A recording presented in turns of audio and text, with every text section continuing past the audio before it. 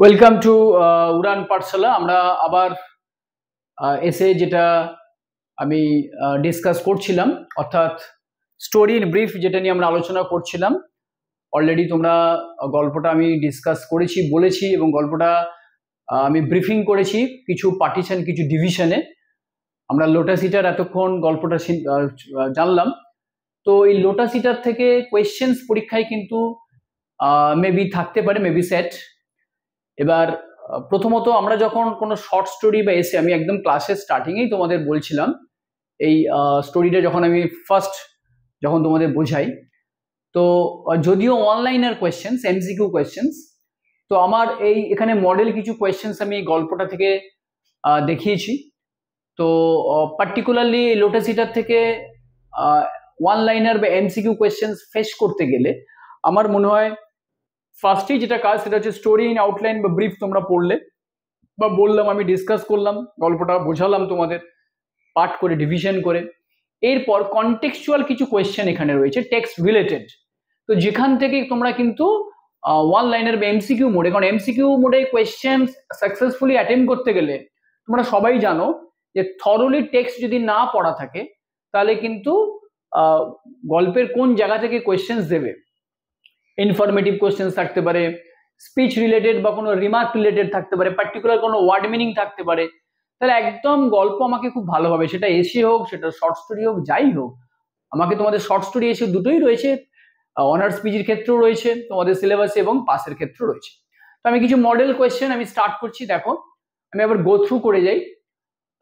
আমি line by line meaning বলছি না, তোমরা খুব একদম মডারেট ল্যাঙ্গুয়েজ, খুব সিম্পল লুসিড ল্যাঙ্গুয়েজে আনসারগুলো করা আছে, এবং প্রত্যেকটা কোয়েশ্চেন দেখো একদম টেক্সট রিলেটেড কোয়েশ্চেন। ওকে, তো আসছি আমরা অবজেক্টিভ টাইপ কোয়েশ্চেন্স। আমি আবারও বলছি, এটা কিন্তু এমসিকিউ মোডে নেই, ওয়ান লাইনার নেই, কিন্তু এই 3-4 লাইনের মধ্যে আমি কোয়েশ্চেনের আনসারটা লিখেছি, মানে এখান থেকে তোমাকে ওয়ান লাইনার কোয়েশ্চেন অ্যাটেম্প করতে সাহায্য করবে, হেল্প করবে অনেকটা। তো আমরা ফার্স্ট কোয়েশ্চেনে আসছি। Question number 1.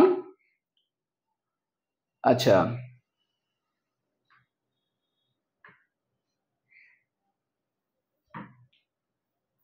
how are most people compared to the trump cards? বলছি কিভাবে, আমি মিনিংটা বলি একটু, যে বেশিরভাগ মানুষের জীবনকে ট্রাম্প কার্ডের সাথে কম্পেয়ার করা হয়। তো এটা কেন এখানে বলা হয়েছে? তো দেখো,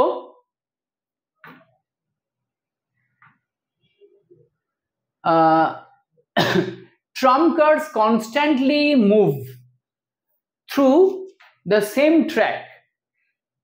Most people are also found to follow the same sort of living.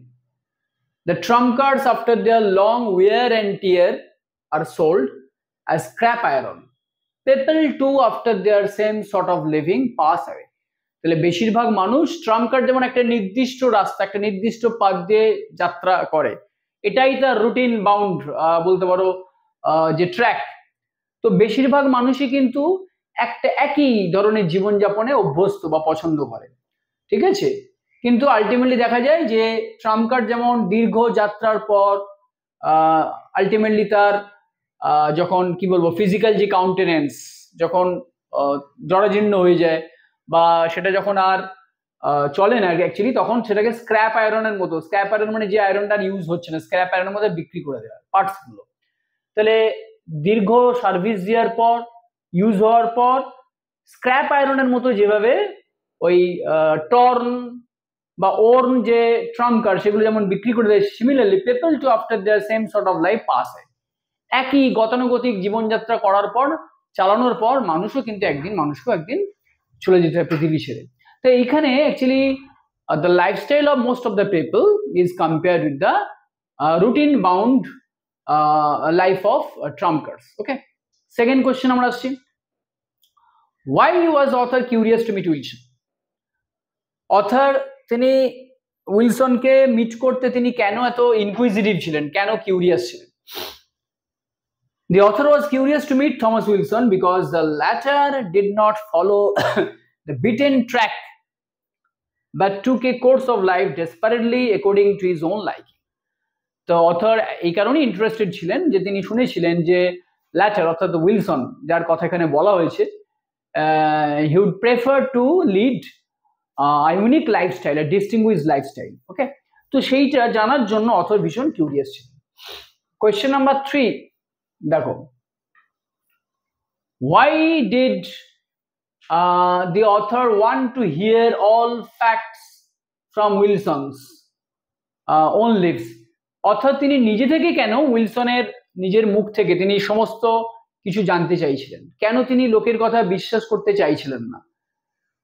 আমার এখানে আনসার দেখো, আমি লিখেছি the author wanted to bear all facts from Wilson's own life because of the characteristic habit of people to exaggerate matters। অর্থাৎ maximum মানুষের এক্সাগারেট করা, কোনো কিছুকে ফুলিয়ে ফাঁপিয়ে বলা বা বাড়িয়ে বলা একটা অভ্যাস আছে। তো সেই কারণে অর্থাৎ তিনি নিজে থেকেই তিনি তাকে মিট করে তিনি তার মুখ থেকেই সমস্ত তার লাইফস্টাইল সম্পর্কে, তার জীবনশৈলী বা তার জীবনযাত্রা সম্পর্কে তিনি শুনতে চেয়েছিলেন। What was Wilson's opinion about laser?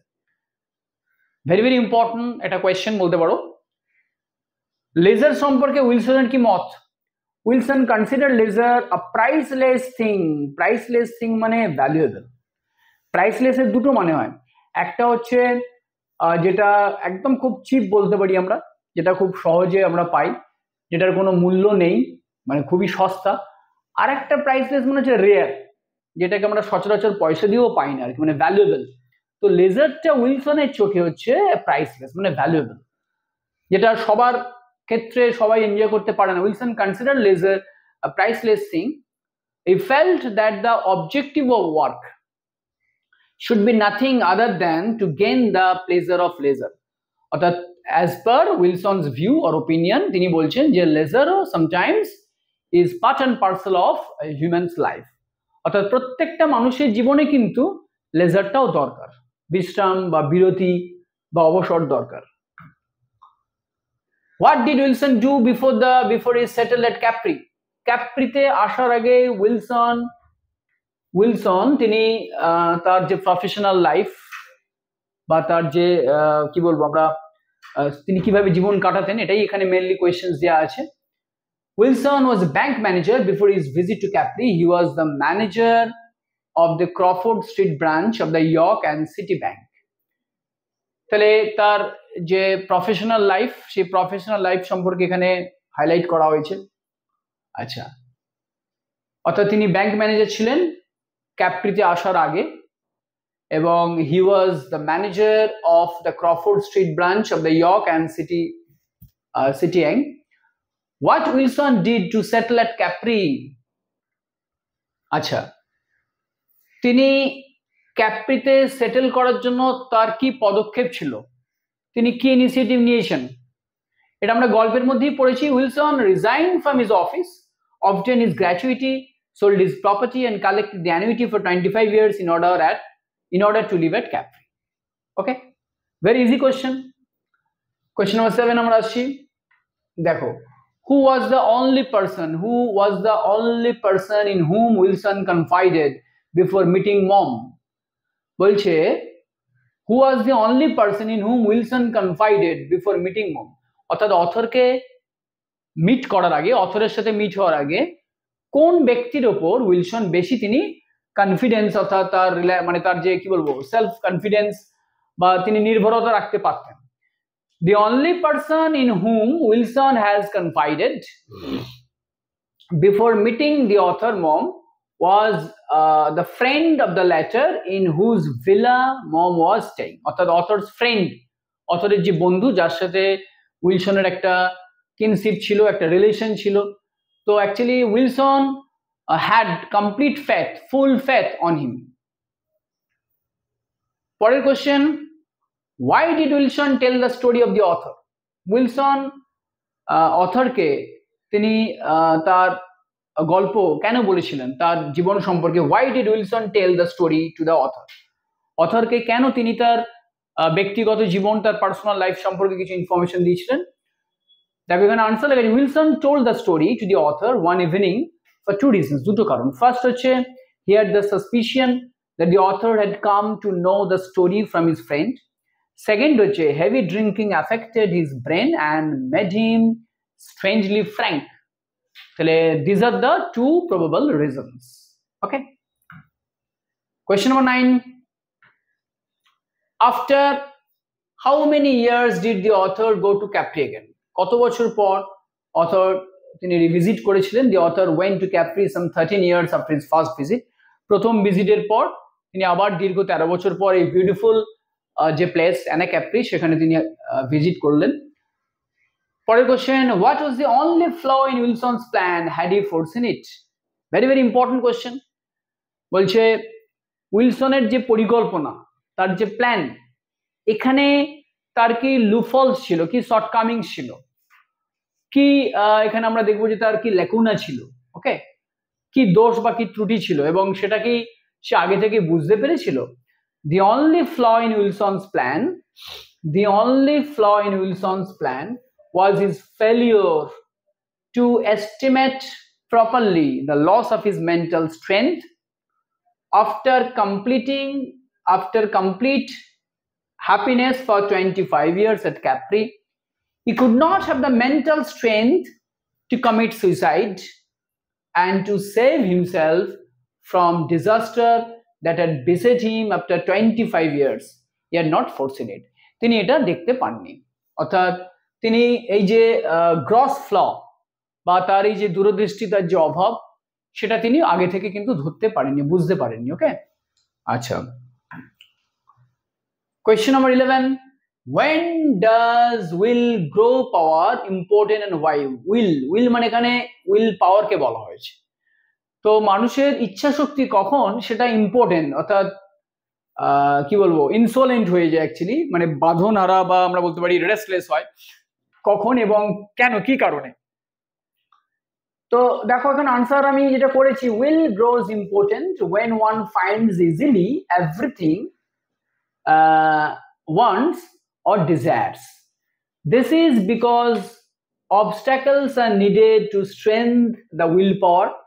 When there is no opposition, the power of will rusts and decays. অর্থাৎ এটা স্বাভাবিক, মানুষের ইচ্ছা শক্তি, তুমি যদি চাইলেই যদি সবকিছু পেয়ে যাও, তুমি যেটা ডিজায়ার করছো, যেটা ড্রিম করছো, সেটা যদি অটোমেটিক্যালি স্পন্টেনিয়াসলি যদি তুমি পেয়ে যাও, যদি অপোজিশন না থাকে, যদি অ্যাডভার্সারি কোনো সিচুয়েশন না থাকে, তাহলে ডেফিনেটলি তোমার উইল পাওয়ারটা আস্তে আস্তে কিন্তু সীমিত হয়ে যাবে। অর্থাৎ তার যে কি বলবো, মানে স্ট্রেংথ বলতে পারি মানুষের মধ্যে যে উইল পাওয়ার, সেই উইল পাওয়ারটা অটোমেটিক্যালি কিন্তু ডিমিনিশ হয়। তো সেটাই বলা হয়েছে এখানে, the obstacles বা hindrances are needed to strengthen the willpower. When there is no opposition, the power of will rusts and decays. Rusts and decay অর্থাৎ মানুষের ইচ্ছা শক্তি অটোমেটিক্যালি নষ্ট হয়ে যায়, সেটা জং ধরে যায় স্বাভাবিকভাবে। will grows important when one finds easily everything, অর্থাৎ ইম্পর্টেন্ট মানে actually restless, out of control, অর্থাৎ অ্যাকচুয়ালি আমরা বলি না যে human desire knows no bound. তো if the desire of human being is fulfilled, is satisfied easily, in that case his willpower actually grows importantly, violently. When his annuity expired, what Wilson could no longer do? এইখানে আমরা দেখব যে when his annuity expired after 25 years, Wilson had no longer the resolution to commit suicide which he had previously thought. অর্থাৎ তার যখন এই বার্ষিকী, অর্থাৎ যেটাকে আমরা অ্যানুয়াল যে ইনকাম বলতে পারি আমরা, অ্যানুয়াল যে আর্নিং, এটা যখন তার ফুরিয়ে গেল 25 বছর পর, দীর্ঘ 25 বছর পর, Wilson had no longer the resolution to commit suicide which he had previously thought. অর্থাৎ তার হাতে আর কিন্তু কিছু করার ছিল না, he had no alternative way except embracing death. মৃত্যুবরণ করা ছাড়া আর তার হাতে অন্য কোনো উপায় আর ছিল না। 13 আমরা আসছি, when and why was Wilson taken to the hospital? এটা ইনফরমেটিভ কোশ্চেন, আমরা গল্পের মধ্যেই পড়েছি। after the expiry of his annuity for 25 years, when he could no more obtain any credit, Wilson tried to commit suicide. He closed the door and the window of his room and lit up charcoal, but he did not die and became unconscious only, so he was taken to the local hospital for treatment. This was his situation. Where did Wilson stay after his release from the hospital? কোথায় Wilson ছিলেন hospital থেকে তাকে release করার পর? আমরা গল্পের মধ্যে আমি বলেছি, আমি আবার একবার রিপিট করছি, after his release from the hospital Wilson stayed with his former maid Assunta who had been kind enough to give him a place for sleep and daily meals. Question number 15. What does the expression mean, after all he only got what he deserved? After all মানে এটা একটা quotation বলতে পারি, যদিও quotation সরাসরি speech বা কোনো remark তুলে কোয়েশ্চেন দেওয়ার প্রবাবিলিটি খুব কম, দিতেই পারে তুমি কতটা টেক্সট পড়েছো কিনা, গল্পের মধ্যে ঢুকেছো কিনা, গল্পটা তুমি রিলিজ এনজয় করেছো কিনা, তো এক্সামিনার দেখতেই পারে। তো কারণ লিটারেচার এটা জেনারেল স্টাডিজ নয় যে তুমি মানে ইউনিভার্স সম্পর্কে বা তোমার স্টেট সম্পর্কে বা তোমার কান্ট্রি সম্পর্কে মানে জিকে কোয়েশ্চেন এটা নয়, তাই না? তো লিটারেচার সেখানে তোমাকে টেস্ট করতে হবে। আমরা জিকের ক্ষেত্রে আমরা কোয়েশ্চেন উইথ আনসার, ঠিক আছে, এটা আমরা খুব তাড়াতাড়ি ইজিলি নিতে পারি, আমরা মানে কি বলবো, আমরা প্রিপারেশন নিতে পারি, রাইট? তো লিটারেচারের ক্ষেত্রে যেহেতু টেক্সচুয়াল অ্যানালাইসিস আছে ওখানে, তো সেই টেক্সচুয়াল অ্যানালাইসিস যদিও ওয়ান লাইনার কোয়েশ্চেন, তো এই জায়গায় অন্য সাবজেক্টের সাথে ইংলিশের ডিফারেন্স। তো লিটারেচার তোমাকে শর্ট স্টোরি, তোমাকে এসে, তোমাকে নোভেল, তোমাকে ড্রামা পড়তে হবে, না পড়লে তুমি কোয়েশ্চেন অ্যাটেম্প করতে পারবে না, ভেরি সিম্পল।